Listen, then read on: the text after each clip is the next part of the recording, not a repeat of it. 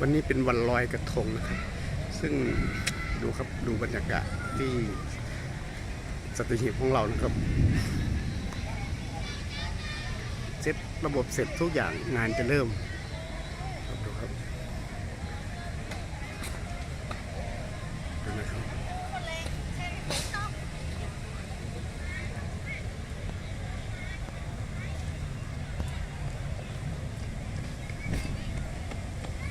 ดูนะครับ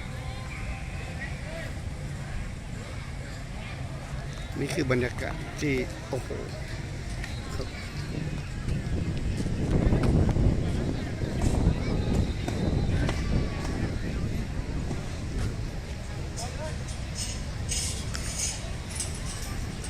พายุเข้านะครับวันลอยกระทงปีนี้นะครับครับดูทางเครื่องเสียงเอาลำโพงลงอย่างไวครับดูฟ้าแล้ว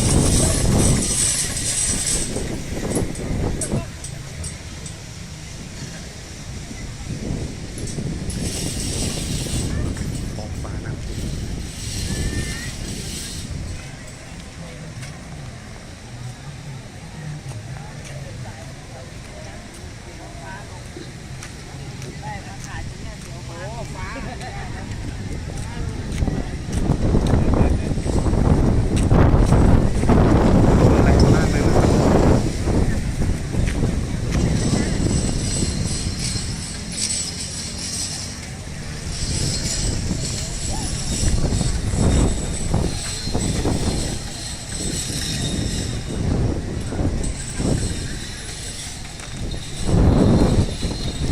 เครื่องเสียงพวกผม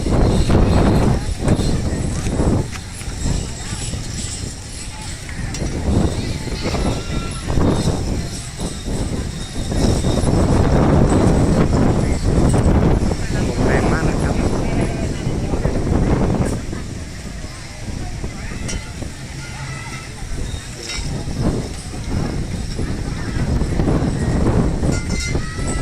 บรรยากาศ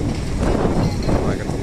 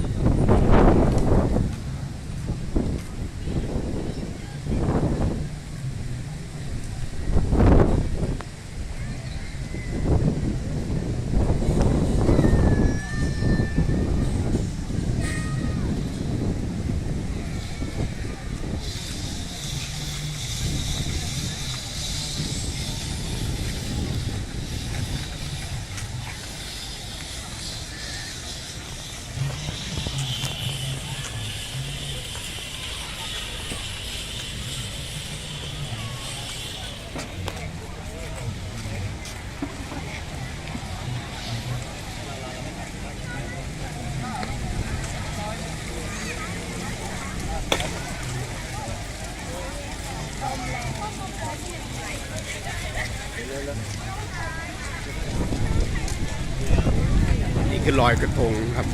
นี่กระทงที่ว่าชาวบ้านหรือแต่ละอำเภอมาประกวดกันครับแต่มาเจอแบบนี้ครับนะครับผมลงทุกขอบด้วย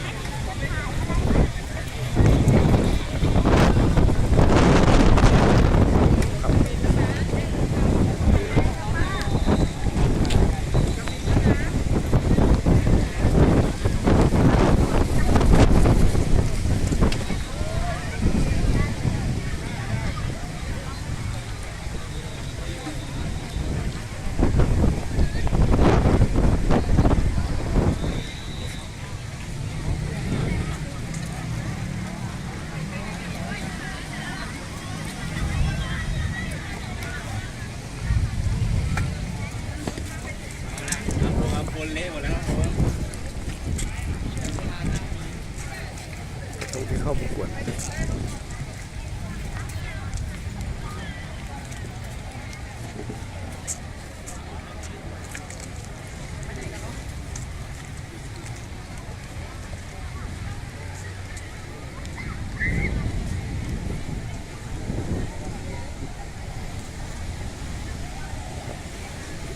ที่จัดไว้ครับ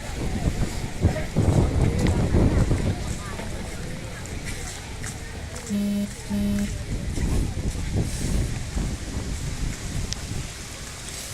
ครับสถานที่ก็จัดไว้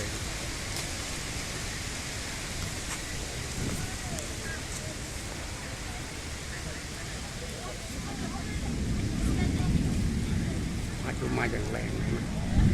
อันนี้คือวันลอยกระทงที่สตรีนะครับ